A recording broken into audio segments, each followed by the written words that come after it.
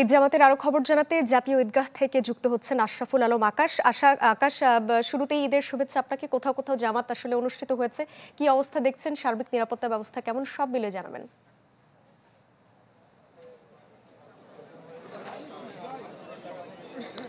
সাদিয়া, মূলত আজকে রাজধানীর যে প্রধান ঈদ জামাত সেটি কিছুক্ষণ আগে অনুষ্ঠিত হয়েছে সকাল 7:30টায়। সেখানে প্রধান উপদেষ্টা থেকে শুরু করে উপদেষ্টা মণ্ডলীর সদস্য এছাড়া রাষ্ট্রীয় বিভিন্ন গুরুত্বপূর্ণ ব্যক্তিরা কিন্তু এই ঈদ জামাতে অংশগ্রহণ করেছেন।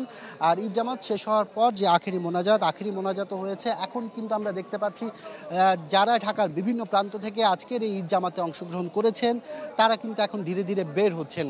এখন তাদের গন্তব্য আসলে ঘরের পথে, যেখানে তাদের আজকে যে মূল উদ্দেশ্য ত্যাগের যে দিনটি পশু কোরবানি করার, মূলত এখন সেই উপলক্ষটির জন্য এখন সবাই ঘরমুখ ছুটছেন।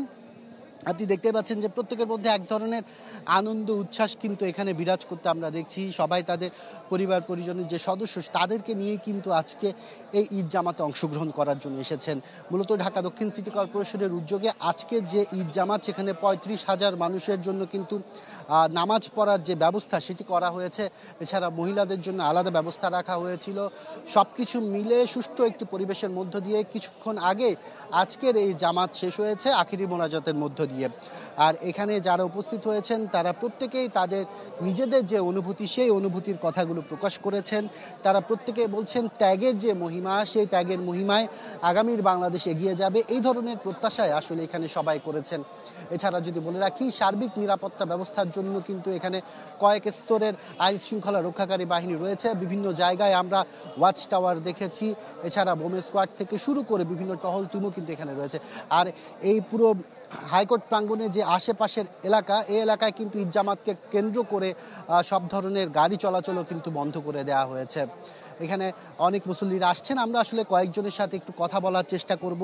আজকের যে দিন, এই দিনটি নিয়ে আসলে তাদের চিন্তাভাবনা কি, তাদের অনুভূতিটা কি, সেটি কিন্তু আমরা জানার চেষ্টা করব। একটু আপনার সাথে কথা বলবো। আজকে ঈদের দিন আসলে পুরো দিনটাকে, ত্যাগের যে মহিমা সেটিকে আসলে কিভাবে দেখছেন? আমাদের মুসলিম উম্মার জন্য আজকের দিনটা খুবই গুরুত্বপূর্ণ, যেহেতু আমাদের আগে পিতা হযরত ইব্রাহিম আলাইহিস সালাম আমাদের জন্য যে ত্যাগ স্বীকার করেছেন ইসমাইলকে নিয়ে, সেই ত্যাগের যে শিক্ষা আমাদের মানুষের মধ্যে, আমাদের মুসলমানদের মধ্যে যেন সেটা সারা জীবন থাকে, মানুষের মধ্যে ভ্রাতৃত্ববোধ থাকে, মহব্বত, ভালোবাসা যা কিছুই বলেন যেন সবার মধ্যে বজায় থাকে, সৌহার্দ্য, সমৃদ্ধি এগুলো যেন থাকে, এটাই কামনা করি। ধন্যবাদ। আপনার সাথে একটু কথা বলতে চাই যে 24-এর যে পরিবর্তন, গণ অভ্যুত্থান, সেই পরিবর্তনের পর নতুন বাংলাদেশ, নতুন একটা ঈদ আমরা পেলাম বলা যায়। পরিবর্তিত একটি বাংলাদেশে এই প্রথম ঈদুল আজহা, কিভাবে দেখছেন পুরো বিষয়টিকে? কতটুকু পরিবর্তন আসলে এই সমাজে হয়েছে বলে মনে করেন? আমি মনে করি পরিবর্তন একটা প্রক্রিয়া, এটা দীর্ঘ প্রক্রিয়া, প্র্যাকটিস করতে হয় পরিবর্তনের জন্য, একদিনে হয় না পরিবর্তনটা।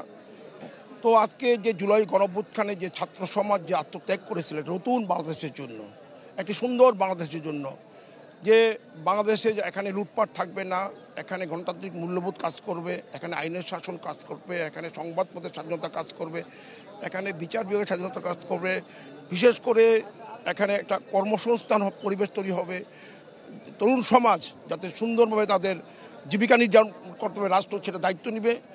আমরা মনে করি পরিবর্তনের জন্য একটা স্বস্তিদায়ক পরিবেশ তৈরি হয়েছে, কিন্তু যে কাঙ্ক্ষিত পরিবর্তন এখনো হয় নাই। পরিবর্তনের জন্য সবাইকে কাজ করতে হবে, ঐক্যবদ্ধভাবে কাজ করতে হবে, এবং সেটাকে যারা এই পরিবর্তিত বাংলাদেশের যারা লিডারশিপ, তাদের লিডারশিপ কোয়ালিটি থাকতে হবে। এই দেশের জন্য চিন্তা করতে হবে, মানুষের জন্য চিন্তা করতে হবে, মানুষ কি চায়, জনগণ কি চায়, বাংলাদেশ কি চায়, এটার জন্য চিন্তা করতে হবে। ধন্যবাদ আপনাকে।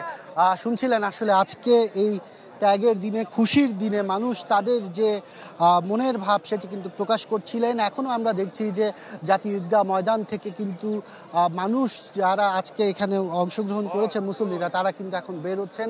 সবার আসলে এখন একটি উদ্দেশ্য, ঘরের পথে রওনা দেওয়া। কারণ সেখানে আজকের দিনের যে পরবর্তী কাজ, ঈদ জামাত শেষে সেই অপেক্ষা করছে তাদের যে পশু কোরবানি দেয়া, সেই খুশির দিনটি বলা যায়। আজকে ত্যাগের মাধ্যমে যে এক ধরনের আনন্দ আপনি খুঁজে পাওয়া, থাকুন সেটাই আমাদের কিন্তু সঙ্গে, আমরা পবিত্র আবারও ঈদুল যুক্ত হব আজহা। আপনার সঙ্গে। এবারে দর্শক আমরা চলে যেতে চাই কিশোরগঞ্জে ঐতিহাসিক শোলাকিয়ার ঈদ জামাতের খবর জানাতে। আমাদের সঙ্গে কিশোরগঞ্জ থেকে যুক্ত হচ্ছেন আমাদের সহকর্মী সুলতান মাহমুদ কনিক। কনিক, ঈদ মোবারক। কনিক, সার্বিক নিরাপত্তা ব্যবস্থা কেমন দেখছেন? মুসল্লিরা সন্তুষ্ট কিনা, সব মিলিয়ে ঈদের খবর জানাবেন।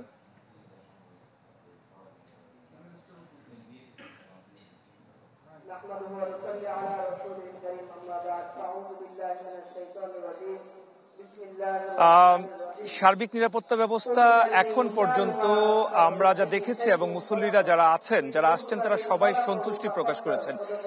দেশের ঐতিহ্যবাহী এই ঐতিহাসিক শোলাকিয়া ঈদগাহ মাঠে এবার ঈদুল আজহার 198তম ঈদের জামাত অনুষ্ঠিত হচ্ছে। আপনাকে যদি একটু দেখানোর চেষ্টা করি যে এই শোলাকিয়া ঈদগাহ মাঠের একটি বড় বৈশিষ্ট্য হচ্ছে যে খোলা মাঠ, কোনো ধরনের ছামিয়ানা থাকে না। এই মাঠে প্রচুর সংখ্যক মুসল্লির সমাগম ঘটে থাকে। তবে একটি বিষয়, যেহেতু কুরবানির আনুষ্ঠানিকতা রয়েছে, এই জন্য মানুষজন যারা আছেন তারা বাড়ির পাশের মসজিদে অনেকে নামাজ আদায় করে থাকেন, যে কারণে ঈদুল ফিতরের তুলনায় এই ঈদুল আজহায় মুসল্লির সংখ্যা অনেক কম হয়ে থাকে এই শোলাকিয়া ঈদগাহ মাঠে। আমরা দেখেছি যে এই মাঠে নামাজ আদায় করার জন্য এই বছরও অনেক দূর দূরান্ত থেকে প্রচুর সংখ্যক মানুষ তারা এই মাঠে এসেছেন। অনেকে একদিন দুদিন আগে পর্যন্ত এসেছেন, আত্মীয় স্বজনদের বাড়িতে এসেছেন এই শোলাকিয়া মাঠে নামাজ আদায় করার জন্য। মুসল্লিদের সাথে কথা বলে যেটি জানা গেছে সেটি হচ্ছে যে এই ঐতিহাসিক শোলাকিয়া ঈদগাহ মাঠে নামাজ আদায় করার জন্য অনেকে অপেক্ষায় থাকেন, সারা বছর অপেক্ষায় থাকেন যে অনেক মানুষের সাথে একসাথে নামাজ আদায় করলে সেই সোয়াব কবুল হবে, সেই দোয়া কবুল হবে। সেই সোয়াবের আশায় প্রতি বছরে এই মাঠে মুসল্লিরা নামাজ আদায় করতে আসেন। অনেক দেশ থেকেও এই মাঠে, দেশ এবং দেশের বাইরে থেকেও অনেকে আসেন এই মাঠে নামাজ আদায় করার জন্য। এখন পর্যন্ত কয়েক স্তরের নিরাপত্তা ব্যবস্থা নিশ্চিত করা হয়েছে এই শোলাকিয়া ঈদগাহ মাঠে। মুসল্লিরা যারা আসছেন তাদেরকে প্রত্যেককে মেটাল ডিটেক্টর দিয়ে তল্লাশির মাধ্যমে এই মাঠে প্রবেশ করানো হচ্ছে। বিভিন্ন জায়গায় চেকপোস্ট বসানো হয়েছে, ওয়াচ টাওয়ার নির্মাণ করা হয়েছে, সিসিটিভির মাধ্যমে পুরো মাঠ মনিটরিং করা হচ্ছে এবং আমরা দেখেছি যে ড্রোন উড়িয়েও এই মাঠের নিরাপত্তা নিশ্চিতে কাজ করছে আইন শৃঙ্খলা বাহিনীর সদস্যরা। কিছুক্ষণ আগে এখানকার দায়িত্বরত পুলিশ সুপার তিনি পুরো মাঠ প্রদক্ষিণ করে গেছেন এবং ঘুরে ঘুরে দেখেছেন সবকিছু। আমরা দেখেছি যে বোম ডিসপোজাল ইউনিটও তারা আছে। অর্থাৎ এই মাঠে বিপুল সংখ্যক মুসল্লি সমাগম ঘটে থাকে। সেই মুসল্লি সমাগমের কথা মাথায় রেখেই প্রতি বছরে নিরাপত্তা বলয়টা, নিরাপত্তা ব্যবস্থা সর্বোচ্চভাবে জোরদার করা হয়ে থাকে। এই মাঠে একটি মাত্রই ঈদুল আজহার জামাত অনুষ্ঠিত হবে, সেটি সকাল 9টায়। আরেকটি বিষয় আপনাকে জানিয়ে রাখি যে এই বিপুল সংখ্যক মুসল্লিদের যাতায়াতের সুবিধার্থে প্রতি বছরই বাংলাদেশ রেলওয়ে থেকে দুটি স্পেশাল ট্রেনের ব্যবস্থা করে থাকে। একটি ট্রেন সকাল 6টায় ছেড়ে আসে ময়মনসিংহ থেকে এবং আরেকটি ট্রেন ছেড়ে আসে ভৈরব থেকে। দুটি ট্রেনেই সকাল 8টায় এবং 8:30টায় কিশোরগঞ্জ রেল স্টেশনে আসে মুসল্লিদেরকে নিয়ে এবং পরবর্তীতে ঠিক 12টায় আবারও তাদের গন্তব্যের উদ্দেশ্যে এখান থেকে মুসল্লিকে নিয়ে ট্রেনগুলি ছেড়ে যাবে। তো এখন পর্যন্ত মুসল্লিরা যারা আছেন তারা এই শোলাকিয়া ঈদগাহ মাঠে আসছেন এবং একটি মাত্র জামাত আদায় হবে সকাল 9টায়। সেই জামাতে সবাই নামাজ আদায় করবেন। আপনাকে অনেক ধন্যবাদ। QCY Melomax Pro ANC on সব নয়েজ গন। এবারে দর্শক আমরা চলে যেতে চাই দিনাজপুরে। সেখানে আরো একটি বড় জামায়াতের আয়োজন চলছে। সেখানে আছেন আমাদের সহকর্মী বিপুল সরকার। সানি, নিশ্চয়ই অনেক দূর দূরান্ত থেকে বিভিন্ন শ্রেণী পেশার মুসল্লিরা এসেছেন। সব মিলিয়ে সার্বিক চিত্র কেমন দেখছেন জানাবেন আমাদের।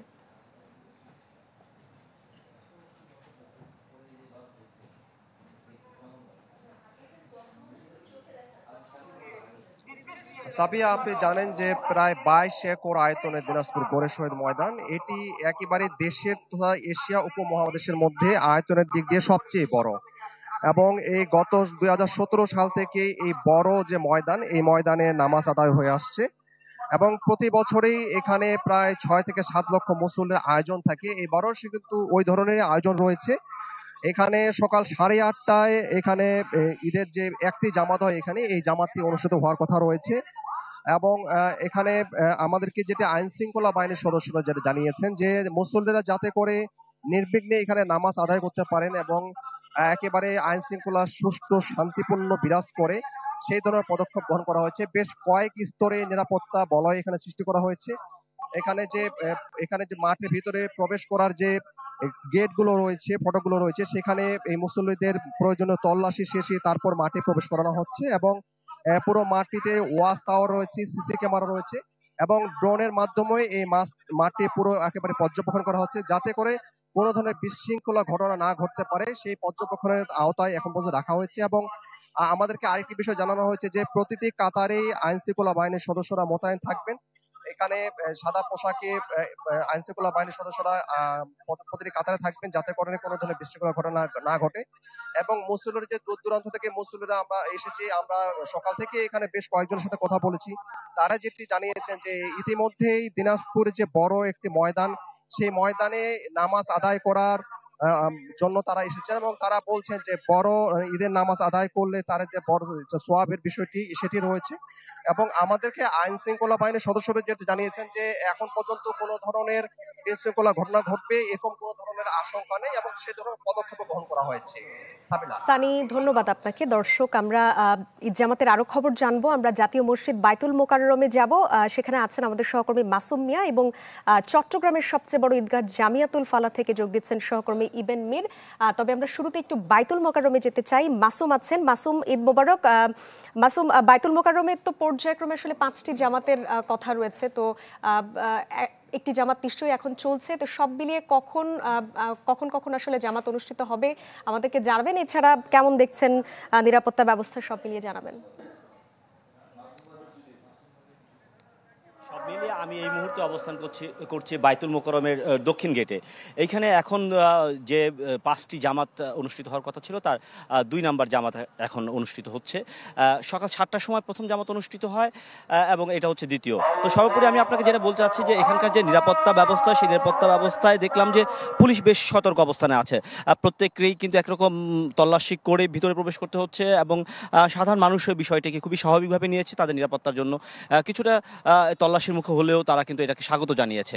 আরেকটি বিষয় হচ্ছে এখন এই মসজিদে যেহেতু 5টি জামাত হবে, এটা দ্বিতীয় জামাত। এই দ্বিতীয় জামাতের কিন্তু ইমামতি করছেন ইসলামী ফাউন্ডেশনের মুফাসসির ডক্টর মাওলানা আবু সালে পাটোয়ারি এবং মুরব্বী হিসেবে থাকবেন নাসিরুল্লাহ। এবং এখানের যে পরিবেশ, সে পরিবেশ যেখানকার যারা মুসল্লি আছে তারা কিন্তু খুবই সন্তুষ্ট প্রকাশ করেছেন। তারা বলছেন যে ঈদের জামাতের জন্য যেই ধরনের প্রস্তুতি দরকার সব ধরনের প্রস্তুতি রয়েছে। এছাড়াও আপনি জানেন এই মসজিদে কিন্তু এরপরে আরও 3টি জামাত অনুষ্ঠিত হবে, একটি 9টায়, একটি 10টায় এবং একটি 10:45-এ। 10:45-এ যে জামাতটি অনুষ্ঠিত হবে সেটা কিন্তু সর্বশেষ জামাত অনুষ্ঠিত হবে। এবং আপনাকে যদি আমি একটু জানিয়ে রাখতে চাই যে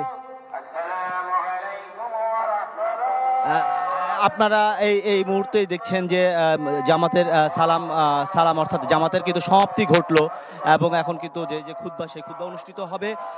আপনারা নিশ্চয়ই শুনতে পাচ্ছেন যে নামাজ শেষে যে খুতবা দেওয়া হয় সেই খুতবা অনুষ্ঠিত হচ্ছে। আপনাকে আরেকটু জানিয়ে রাখতে চাই যে এই যে 5টি জামাত হবে তার যে পরবর্তী জামাত অর্থাৎ তৃতীয় জামাতটি অনুষ্ঠিত হবে সেই জামাতের কিন্তু ইমামতি করবেন ইসলামী ফাউন্ডেশনের অনুবাদ বা সংকলন বিভাগের সম্পাদক ডক্টর মুস্তাক আহমেদ এবং মুরব্বী থাকবেন বিল্লাল হোসেন।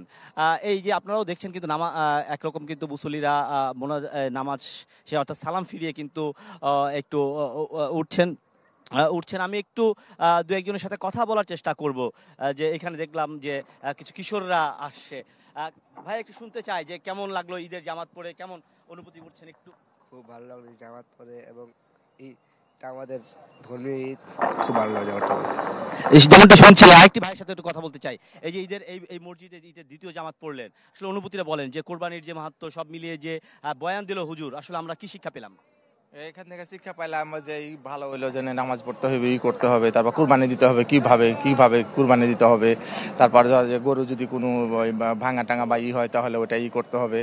মানে মেলায় কিছু শিখলাম যে কিভাবে কুরবানি দিতে হবে, গরু কেমন হবে, ছাগল বকরি ভেড়া কি হবে, কেমন ভাবে কুরবানি দিতে হবে, এগুলো। ধন্যবাদ আপনাকে। আমরা দেখছি যে আরেকজন শিশু নিয়ে একজন মসজিদে কিন্তু নামাজ পড়তে এসেছেন আরেক ভাই। আমি তার সাথে একটু জিজ্ঞেস করছি কেমন লাগছে বাচ্চা শিশুকে নিয়ে আসলে নামাজ পড়তে, অনুভূতিটা একটু বলেন। আচ্ছা, দেখুন আগে আপনাদেরকে সালাম দিই, আসসালামু আলাইকুম। আসলে আমার কাছে এই প্রথম আমার বাচ্চাকে নিয়ে আমি এই প্রথম জামাতটাই করলাম এই জায়গায়। আর অনেক জামাতই করছি, কিন্তু বাচ্চাটাকে নিয়ে এই প্রথম জামাত। আমার কাছে অনেক ভালো লাগছে এবং হুজুর যে বয়ানটা, এই বয়ানটা শুনে আমার কাছে অনেক ভালো লাগছে। আর আপনারা যেভাবে এটা পর্যবেক্ষণ করতেছেন, আপনাকে বিষয়টা নিয়েও আমাদের কাছে অনেক ভালো লাগতেছে। এই মানে সব মিলে আমরা অনেক খুশি এবং কি অনেক আনন্দ। আল্লাহর কাছে লাখো লাখো শুকরিয়া, যাতে আল্লাহ আমাদেরকে কবুল ও মঞ্জুর করে নেয়। সাদিয়া, আপনি যেমনটি শুনছিলেন, এখানকার যে সাধারণ মানুষ, তাদের মধ্যে কিন্তু একটা আনন্দের যে বার্তা, বিশেষ করে এই কোরবানির ঈদকে যে ত্যাগের যে বার্তা, সেই ত্যাগের বার্তায় কিন্তু তারা প্রকাশ করছেন। তো এই ছিল আমার কাছে শেষ বাইতুল মোকাররম থেকে। সাদিয়া।